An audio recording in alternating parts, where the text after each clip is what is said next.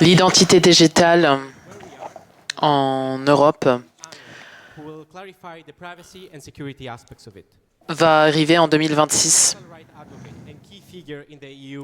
Et nos speakers, Anja et Thomas, nous donneront quelques clés pour mieux comprendre les implications identitaires et de privacité.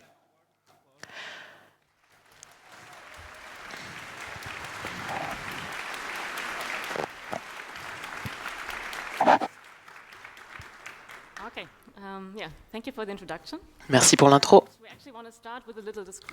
On veut commencer par un petit par déclaration. Anja et Thomas sont des membres de jury.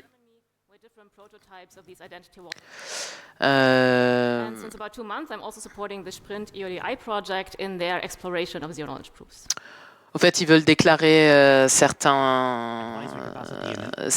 de leurs activités qui peuvent influencer votre opinion. Ce talk représente uniquement leurs opinions personnelles et ils sont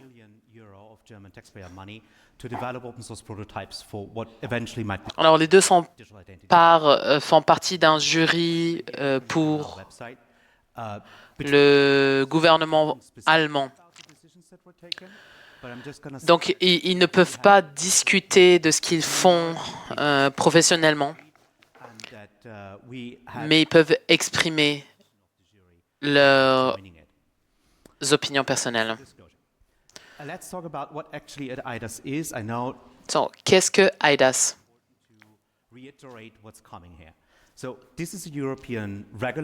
C'est une régulation européenne, c'est une loi qui est déjà en effet. Et ça veut dire que bientôt nous aurons tous une invitation sur notre téléphone, une application qui va avoir notre identité, nos diplômes. Vous pouvez vous authentifier, vous pouvez vous identifier et vous pouvez signer des documents de manière légale. Et tout ça est ouvert par exemple au gouvernement, à la banque. On a quelques problèmes techniques. So, there are actually several other types of legislations that come into play for this whole thing. First, all of the big tech platforms will be obliged to use it. Donc, par exemple, il y a plein d'autres lois qui devront être en effet pour l'introduction de ces systèmes d'identification digitale, cette identité digitale. Par exemple, tous les grands membres des technologies, par exemple Facebook, Twitter, devront utiliser ces identités digitales. Mais ça, par exemple, vous devrez utiliser ça pour avoir accès à vos sites porno, par exemple, pour pouvoir vérifier votre âge. Il y a d'autres directives qui sont encore en train d'être discutées. Ça implique aussi vos informations médicales, donc votre statut vaccinal, par exemple, des restrictions d'âge. Donc So these are already things in the pipeline that we hopefully can prevent, like check control or DSA that is already passed. And digital euro is another one. Euro digital, ça sera aussi autre chose. Et Smart Borders, c'est une autre législation qui va pouvoir connecter cette application à votre passeport à chaque fois que vous devrez traverser une frontière européenne. Donc ce truc essaie d'être la solution à tout ça et ça va créer beaucoup de problèmes. Donc on a commencé en 2021. Donc ceci est déjà adopté en effet, mais on est en train de discuter les spécifications. La première version a déjà été approuvée, la deuxième version est en cours. Et la deadline pour que ce soit disponible pour les citoyens, c'est en novembre 2026. C'est pour ça qu'on veut vraiment que vous soyez informés de ce qui se passe dans la réalité. Donc ceci est déjà une loi.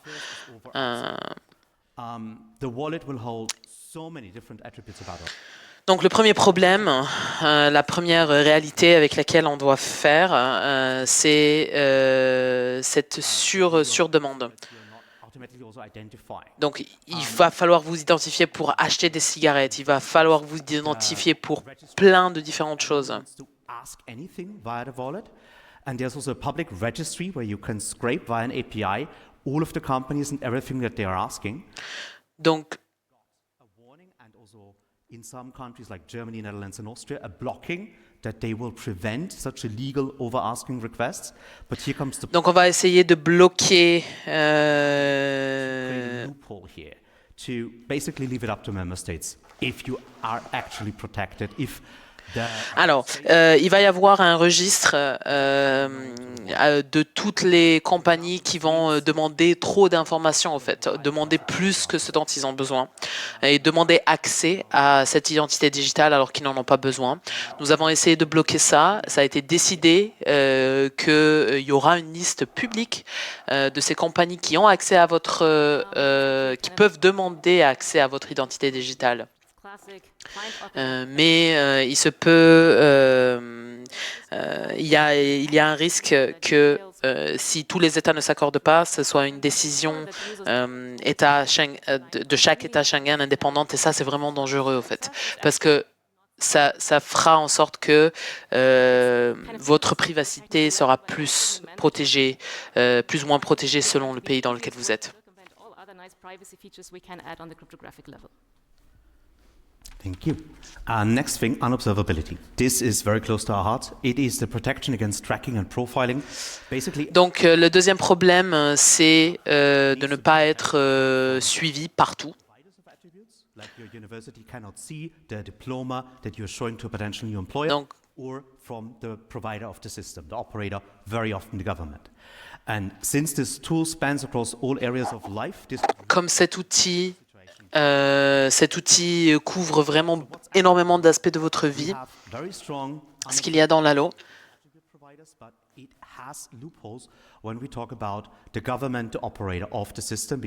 Ok.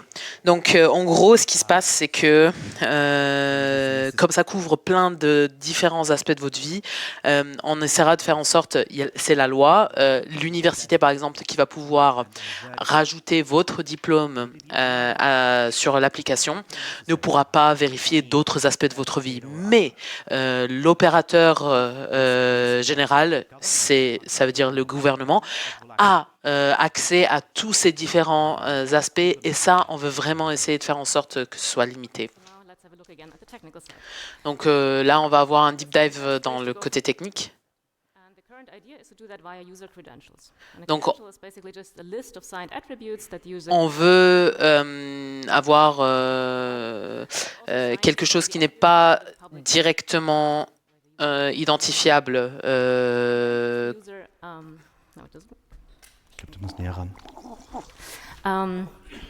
If the user then wants to authenticate to a relying party and wants to prove that she owns certain attributes, she can simply send over the signed credential to the relying party and do a proof of possession that she owns the underlying secret key of the public key that's in there. Okay. Donc en gros, vous pouvez, en utilisant ces signed credentials, donner ça au lieu de votre identité réelle et donner accès uniquement à l'attribut qui doit être vérifié.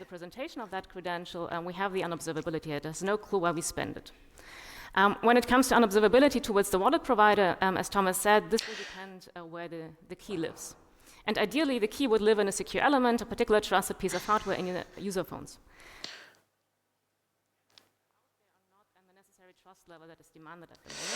Donc, pour l'instant, pour l'observabilité par l'entité qui vous donne accès à cette application ou qui manage cette application pour vous, ça dépendra de la clé et où la clé est localisée. Et ça, malheureusement, les clés, la technologie qui est disponible en ce moment n'est pas vraiment très safe, très sécurisée. Troisième problème, c'est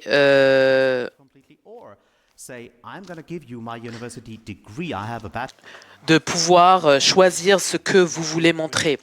Par exemple, si quelqu'un vous demande votre diplôme universitaire, vous pouvez choisir de montrer uniquement votre diplôme universitaire et pas votre pièce d'identité, pas votre statut médical. Côté technique,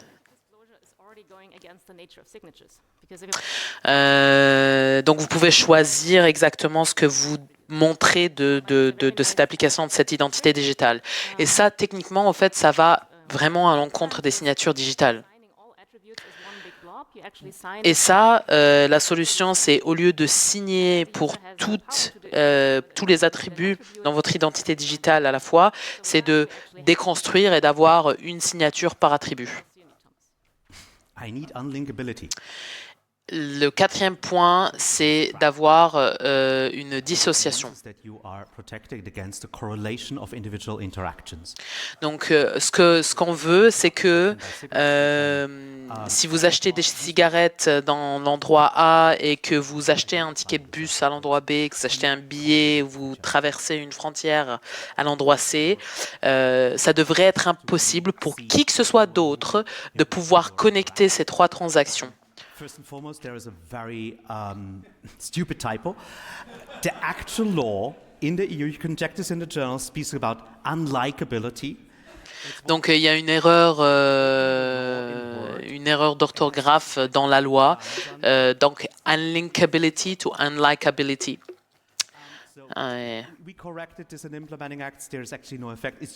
Ça n'a pas d'effet, on l'a corrigé, mais c'est ridicule tout de même. Et c'est ce qui se passe quand l'Union européenne a trop de lois en même temps. Mais on l'a corrigé, ça n'a pas d'implication. It is important to say that in some of the technical specifications, we do have information that's mandatory, which can again allow you to correlate, like expiration date.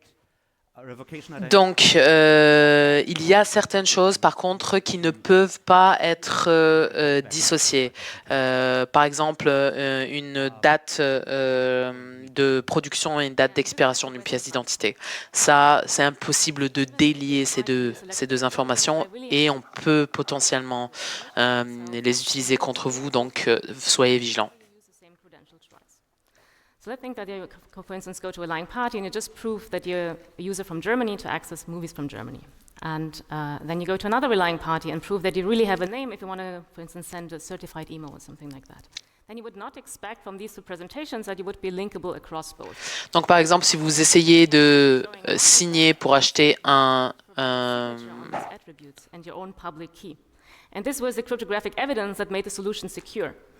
But these cryptographic evidence are highly unique values. So now the security basically backfires in terms of privacy because you become traceable by that.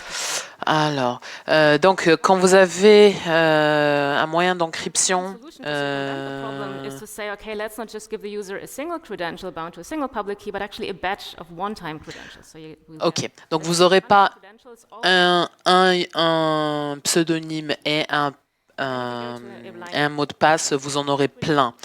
Parce que si vous avez le même attribut pour signer, les mêmes credentials pour signer à chaque fois, ce qui est censé vous protéger au fait va permettre de traquer toutes vos transactions. Donc si vous signez pour avoir accès à un film, pour acheter un film en ligne, et si vous signez pour encrypter un email, si la signature est la même, si le token de sécurité d'encryption est le même, on va pouvoir vous suivre. Donc la solution pour ça, c'est d'avoir des credentials et des clés à chaque authentification qui sont uniques. And that is not a surprise, though, because we're using classic signatures and classic.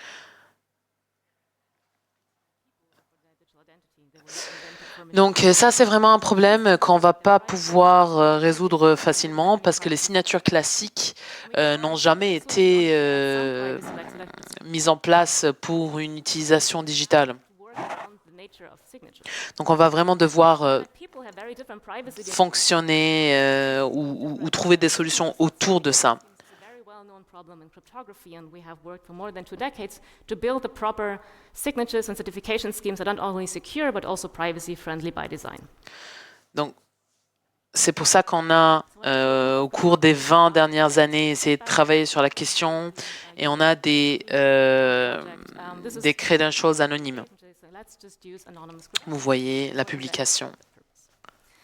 And I won't have time to go into detail how they work, but I would like Je n'irai pas dans les détails, to glimpse on what the overall idea is and mais je vous donnerai l'idée de comment ça fonctionne et comment vous pouvez avoir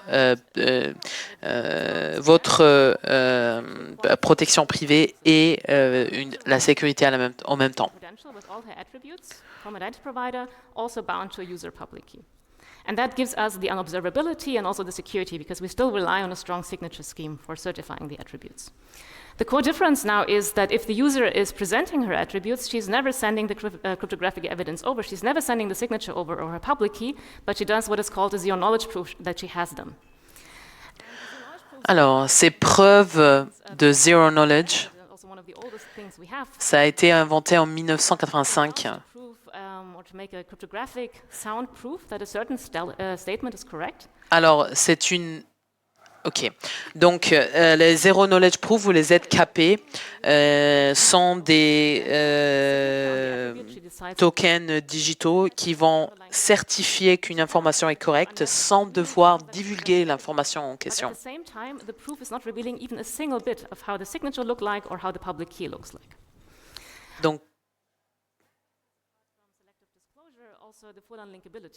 Donc, ça sera une...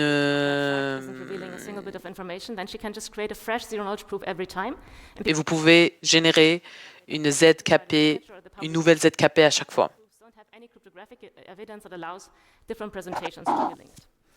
And this is really the core power and feature of zero knowledge proofs, anonymous credentials. So one very often explains zero knowledge proofs as the capability that I can prove that I'm over 18 without revealing my date of birth.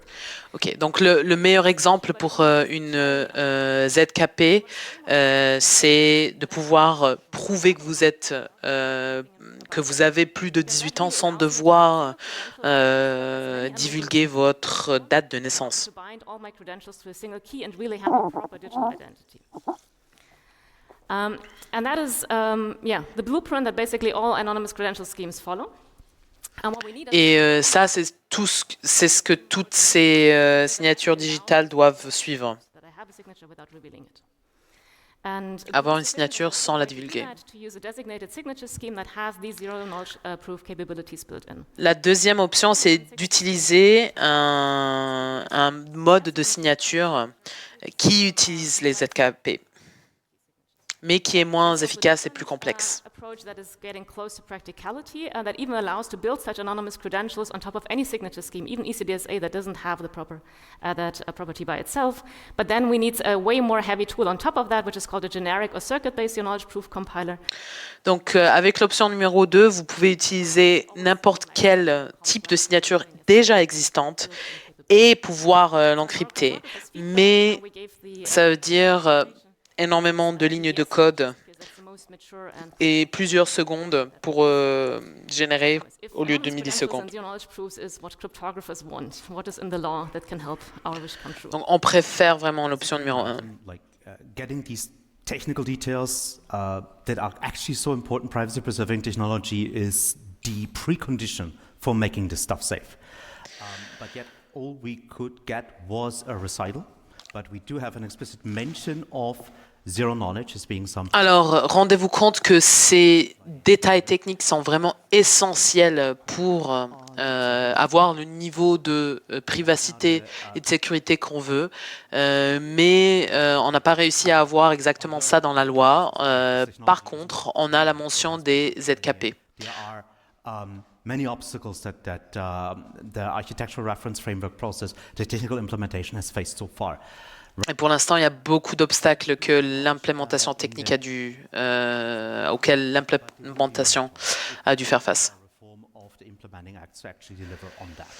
Et ça, malheureusement, il faut réformer d'autres structures pour pouvoir y arriver. Le point numéro 5, c'est pouvoir renier.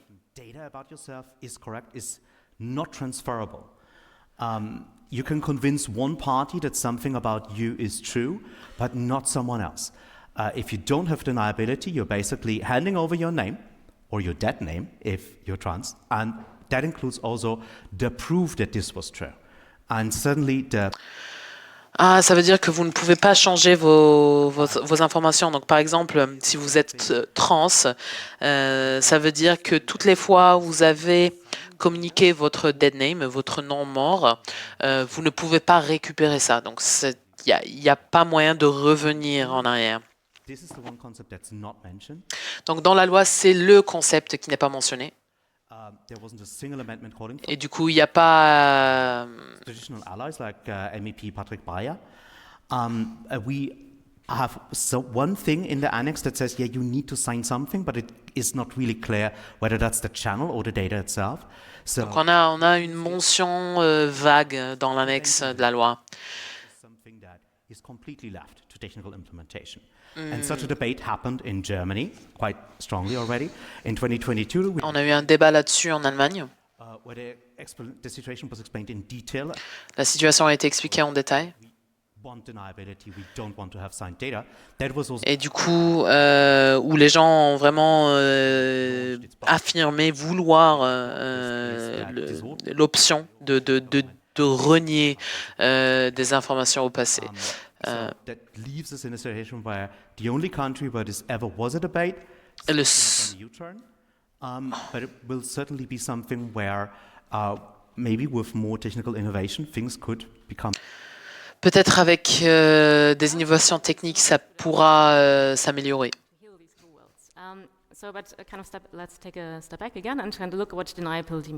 Alors, qu'est-ce que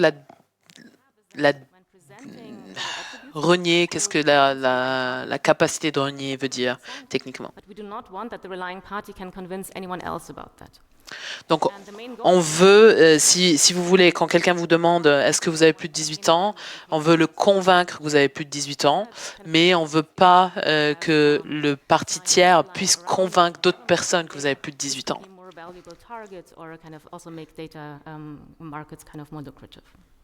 And to be fair, even if we have a classic zero-knowledge proof, also the zero-knowledge proof is verifiable against the public key of the issue, so we would have the same problem with classic zero-knowledge proofs. But the good thing is, as soon as we have a zero-knowledge proof, we can just change the statement that is proven. Donc, le moment où nous avons des ZKP, on peut changer l'information qui est prouvée.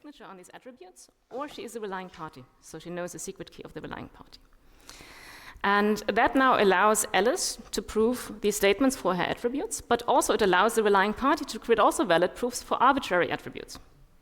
And because it's a zero-knowledge proof, we cannot tell afterwards which side of the statement was actually proven.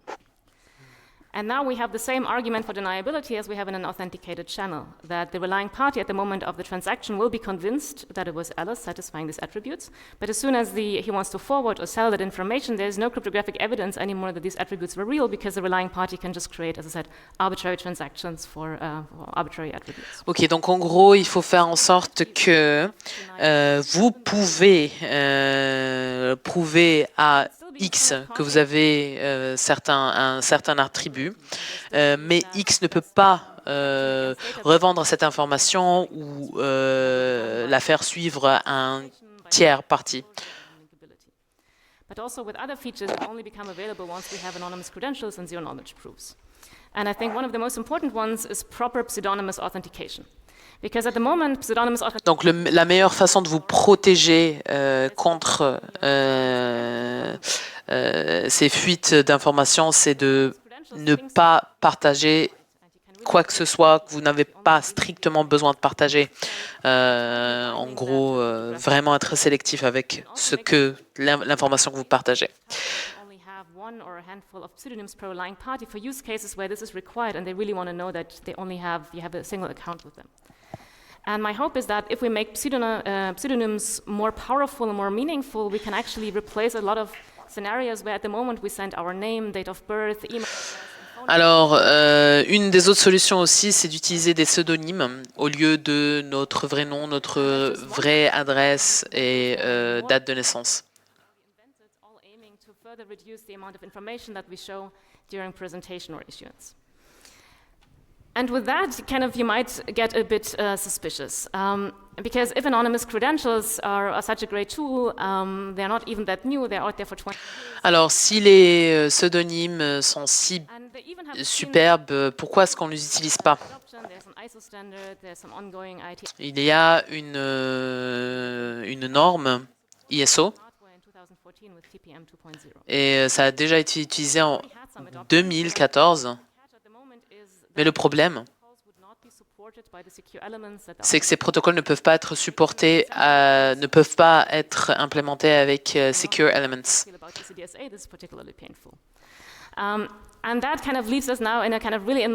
Et du coup, on se retrouve dans un cercle vicieux.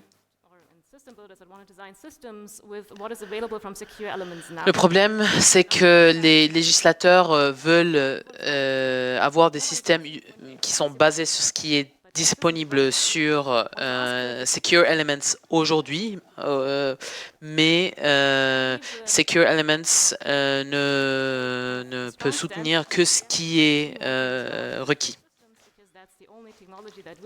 Donc, on veut vraiment pousser l'Union européenne à utiliser les ZKP à la place de Secure Elements.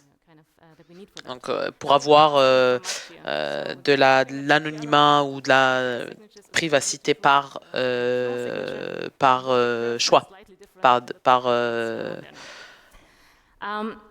défaut.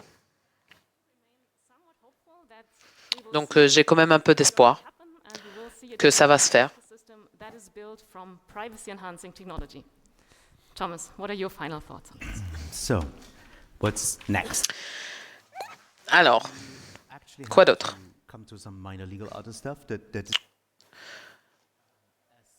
Anja mentioned, pseudonyms are still a big battleground right now. Donc les pseudonymes, c'est vraiment une bataille pour l'instant. You might sleepwalk into a real name internet. Et on a vraiment un risque que l'Union européenne utilise vos vrais noms et prénoms. On veut vraiment faire en sorte que vous ne soyez pas dans l'obligation de vous identifier avec vos vrais noms et prénoms. Donc si Facebook peut le faire, l'Union européenne peut aussi le faire. Vous devriez pouvoir vous identifier chez votre banque en utilisant un pseudonyme de Mickey Mouse.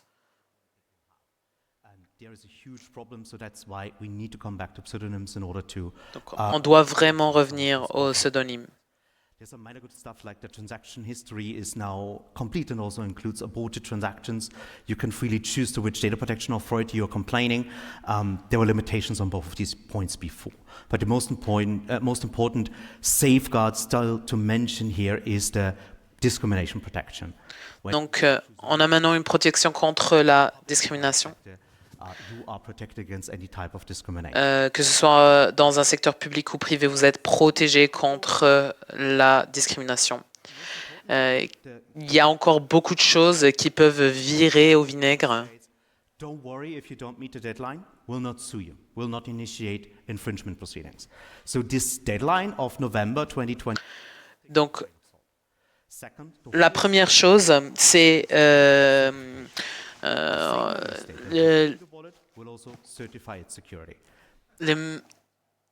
les mêmes États qui vont vous donner ce porte-monnaie digital sont celles qui peuvent le certifier. Vous voyez déjà le problème. Digital identity systems are either extremely respectful to our privacy and do the utmost to protect it, or they shouldn't exist. Alors, ces systèmes-là devraient être super respectueux de notre vie privée ou ne pas exister. Enforcement and implementation work, this isn't done. And then just to conclude, we do all of this basically because of support from the community. Donc on fait tout ça grâce à un support de la communauté. Finances, and I just want to say thank you to the 400 Donc s'il vous plaît, aidez-nous. They make all of our work possible. Merci aux 400 personnes qui font en sorte que notre travail est possible. Merci pour votre attention et maintenant, nous sommes ravis de prendre quelques questions. Fantastic. Thank you so much for the nice talk. Let's start with mic number 1. Hello, I'm Michael. Just a few months ago, NIST Il y a quelques mots. first round of post-quantum signatures and indicated that in 11 years it will be illegal in US to produce anything that is not post-quantum secured. 11 years Donc, il y a un cas où il y a eu une signature post-physique quantique, post-quantique. Et apparemment, il y a eu la question de... Why would we commit to BBS scheme that is not post-quantum secure and Dans 11 ans, il n'y aura pas d'accréditation pour quoi que ce soit qui n'est pas post-quantum. Pourquoi est-ce qu'on choisit quelque chose qui sera accable 2 ans après son déploiement? Encryption and eCDSA signatures should be replaced. It's very specific about what's done. It does not say any classical cryptography has to be banned by that. But you're absolutely right that BBS signatures and also Les signatures BBS, qui sont très pratiques et qu'on peut utiliser aujourd'hui, seront pas sécurisées longtemps. Je ne pense pas que la menace soit si immédiate. Je ne pense pas que ça se fera en 2030. Things are not that critical for signatures. If in 20 years a quantum computer is there and you can break an authentication session from tomorrow, it doesn't matter because already the session has been gone. But you're right that all these signatures basically have already an expiration date, kind of. Donc vous avez raison, ces signatures ont déjà une date d'expiration. Donc ce sur quoi on travaille, on sait déjà que ça ne va pas durer plus de 10 ans. Mais il faut qu'ils aient une cible de ce qu'il faut développer. Mais si on veut essayer d'avoir quelque chose qui est quantum safe, ça ne va pas se faire. Ça ne va jamais se faire. He was asking for the future, I'm asking for the past. Ma question. UProve and eIDAS has been implemented in smart cards in 2015. Why is this not mentioned? And why is this not part of the solution? eIDAS is a CL signature. So I worked actually at IBM for 10 years. So yeah, I was part of the team that. Une question hyper technique. So we had prototypes on smart cards 2010. So even when the new identity card in Germany came out, we could have put all the technology. So yeah, eProof, eIDAS are all technologies that have been providing the necessary signature schemes, all the extensions. So it's part of it. eIDAS was just the IBM brand name. CL signatures is the technology that's beneath it. Okay. Mic number 4. Yes, thank you for the outline. I appreciate the effort you guys put into that. I think it's very important. Merci pour... In my opinion, if there's one thing that should be in government hands, then it is this whole identity management and all these kind of things. However, we've built a whole industry environment around this whole issuing of certificates, DocuSign, Adobe Sign for the signatures and everything like that. And having watched legacy on IT stuff going through Europe in the past years, I would expect you should have a tremendous lobby pressure from these kind of companies to maybe prevent or have it their way. Can you tell me a little bit about that? I mean, there are several industries that are quite active in the eIDAS, but yes, everyone who works with signatures, with legal signage, they are, of course, stakeholders that were at the inception of the eIDAS, in the 2014 version of it, and they are quite strong stakeholders. Trust service providers are, of course, directly in the law. Their business case is regulated. They stand to gain a lot of money for providing qualified electronic attestations, basically any attribute that's legally binding. And so, yes, this whole industry will be heavily regulated and will stand to gain a lot of money. From a user's perspective, like eIDAS is very clear that the wallet will remain free for the user, and that what is quite difficult to see is like the business model of the wallet itself.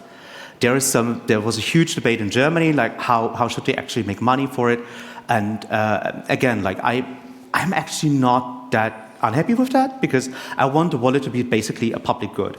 I mean, it needs to be open source already in its application components, but I want a really privacy-preserving, free and open source wallet that users are free to choose.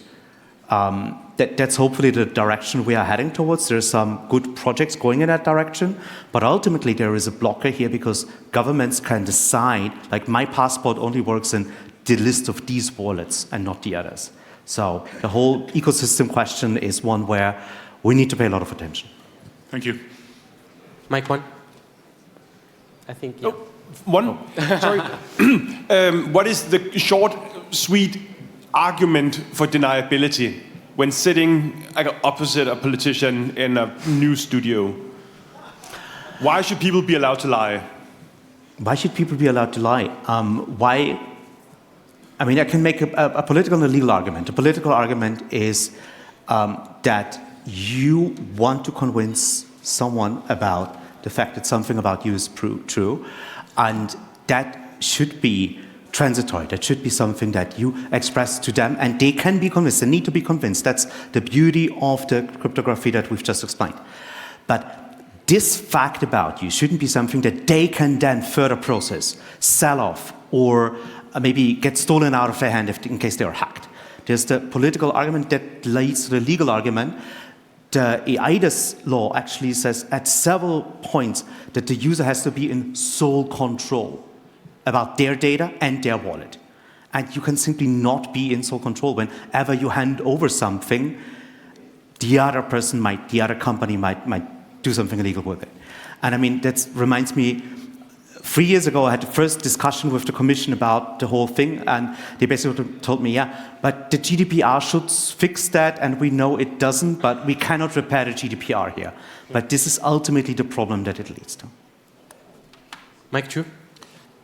Hi, thanks for the talk. My question kind of works on top of the previous one. What I wanted to ask is, are there provisions or discussions regarding like the other side, like say whether the app needs to be open source or the API that the government provides be documented, whether you can like have an open source app alternative and stuff like that? So in the law, there is an obligation that at least the application components of the wallet needs to be open source. We wanted much more. We wanted the whole system, including the SCAC, be free software. We didn't get that, and even the open source provision has a security exception. Mm-hmm. This is the typical compromise that you get. But we know that there will be free software wallets that are developed, in part also with funding from the European Commission. And there certainly is an ecosystem, but it is also public knowledge now that Google and Samsung and other big corporations are also working towards developing their own wallet. And you can expect these platforms to be intertwined with the existing surveillance capitalist model. So yes, there is a real case to make for alternatives. Mike 3.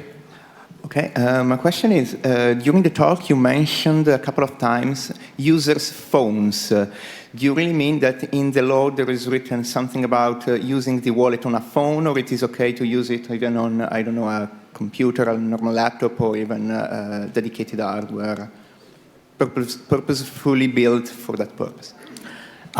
This is a simplification that I introduced here for the talk. It's actually not in the law. If you're talking with the negotiators and if you look at the technical standards, most likely the first wallets will get are smartphone apps. But there are also examples of browser-based wallets. There are also systems that think they can do it with a hardware-based token, and again, some browser element. And desktop wallets are theoretically possible, but I don't know whether anyone is working on that. So most likely we'll have it on the smartphone or on the browser. These are the two avenues in which there is active development that we know of. Nothing in the law is technology specific. Okay, thank you. Unfortunately, we have time for one last question, and I'm going to give the chance to the only person that cannot ask it otherwise, so the Signal Angel. Yes. Do you have any information regarding the mandatory storage of fingerprints on digital ID cards? The mandatory search of fingerprints on... could you repeat the question? Do you have any information regarding mandatory fingerprint storage on digital ID cards? So where you need to store the fingerprints on your ID cards? Okay, this is actually a different law. I'm not completely keen on the details, but there's a different European legislation that mandates biometrical information on at least passports and I think also national ID cards, but I'm not completely sure. This is not something that eIDAS is regulating per se. The only biometrical stuff we have in here is that in the person identification data set, they added a biometrical facial image of the person, but that is optional. So this is actually not something that you need to have in order to have your identity into eIDAS. There's nothing about fingerprints in it. Of course, you could have an attribute about your fingerprints. And when we think back about the EU Digital Travel App, you know, the one which is tied into migration databases, there I would have real concerns about the spread and proliferation of biometrical information, including fingerprints or other data points. All right, thank you so much. I have to kill it.